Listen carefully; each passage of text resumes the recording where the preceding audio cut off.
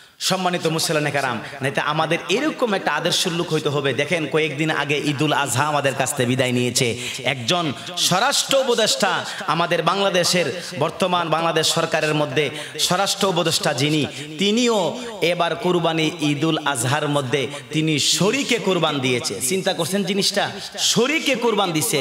এমন একজন ভালো মানুষ, এমন একজন মানে ন্যায়পরায়ণ মানুষ।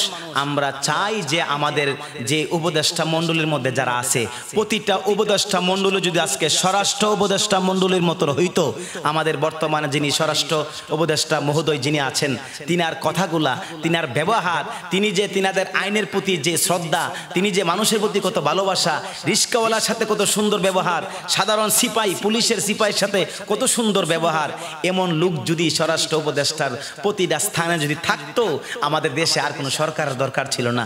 আলহামদুলিল্লাহ, আমরা দোয়া করি বর্তমান স্বরাষ্ট্র উপদেষ্টা মণ্ডলের জন্য, আল্লাহ যেন তিনাকে হায়াতে তৈয়বা দান করেন।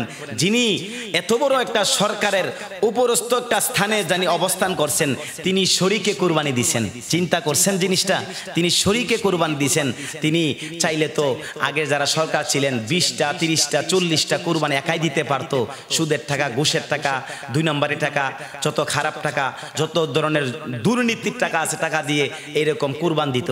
আর আজকে আমাদের দেখেন স্বরাষ্ট্র উপদেষ্টা মণ্ডলে যিনি আছেন, আল্লাহ তিনাকে হায়াতে তৈয়বা দান করুন। এত ভালো মানুষ, এত ভালো মানুষ, যিনি 5 ওয়াক্ত নামাজ পড়েন এবং যিনি ব্যবহার এত সুন্দর, যার ব্যবহারে সুরা বাংলাদেশের সকল জনগণ যার ব্যবহারে মুগ্ধ। আলহামদুলিল্লাহ, আল্লাহ তিনার হায়াতে তৈয়বা দান করুন।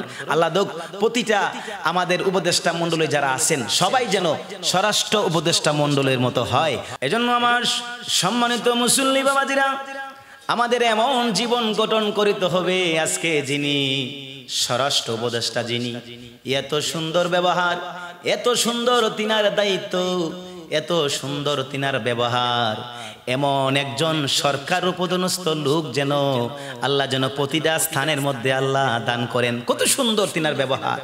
তিনি একজন আদর্শবান ব্যক্তি, তিনি একজন সুআদর্শবান ব্যক্তি।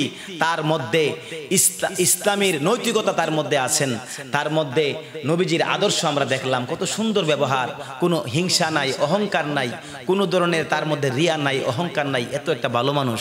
আমরা খুব মুগ্ধ।